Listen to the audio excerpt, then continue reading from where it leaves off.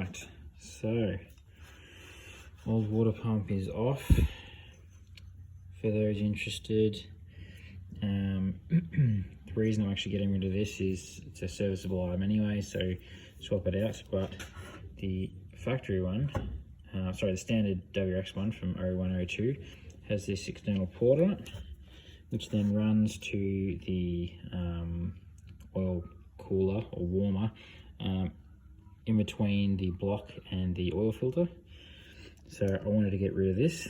So I could have ran this water pump and just put a block on it, but you're always at risk then having a leak, obviously.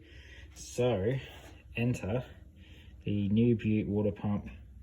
I believe this one, you can get the one from a 08 to 2014 WRX, and it doesn't have that port. As you can see, it's a blank there. So you can run this water pump and then that will assist you with deleting it. Or what I've done actually here is, I need to quote this, but often old Liberty or Legacy, which is what this one is, these didn't come with the port, and they're also a high flow.